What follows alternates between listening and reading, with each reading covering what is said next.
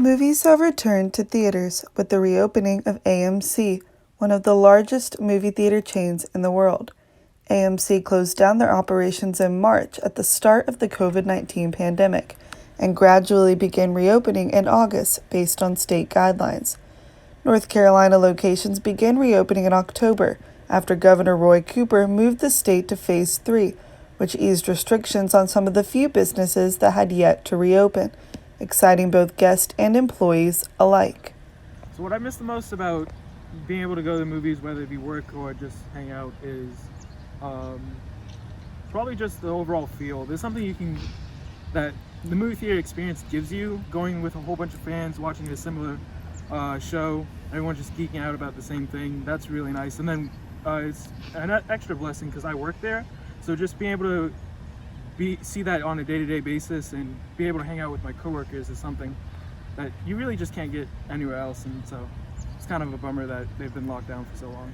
The AMC Classic Cali 12 and AMC Jacksonville 16 in Jacksonville, North Carolina brought back their employees on October 13th and officially reopened on Friday, October 16th. However, both theaters have been operating on extremely limited hours ever since. Due to low attendance with the lack of studios releasing new films, these theaters have been open only on weekends for 3 to 4 hours at a time, with the exception of this week. With the holiday, the theaters will be open every day. The most important part of reopening theaters has been ensuring guests feel comfortable and safe returning to the movies. The COVID precautions taken to make sure of this have been extensive, with only 30% capacity allowed in each theater. Masks have to be worn at almost all times, including during the movie, unless enjoying food or drink. The concession menu is limited. Mobile ordering is now an option, and an employee now mans the freestyle drink station. Employees also have a long list of cleaning procedures to follow and are working hard to make sure AMC's safe and clean policy stands true.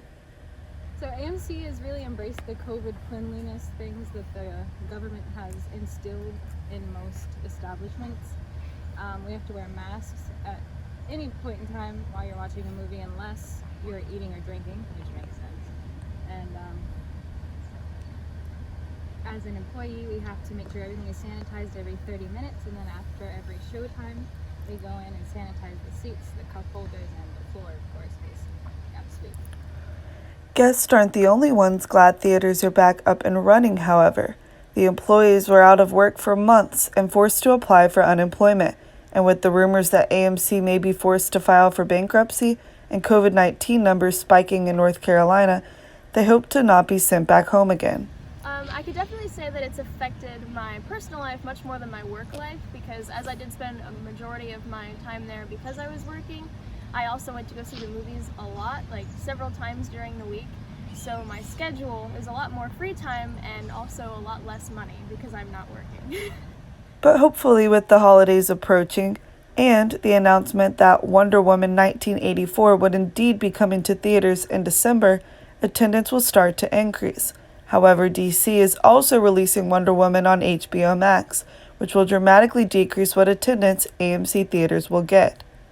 Governor Cooper announced in a press conference Monday that he was strengthening the mask mandate and that the next 7 to 10 days will determine if action needs to be taken.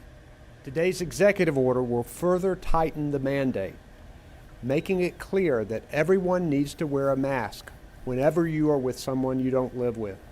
That means wearing a mask when you're at home, when you're with friends or family visiting. It means a mask at work, at the gym, at the store, at school. This order also strengthens the role of businesses in ensuring masks are worn by everyone in the store.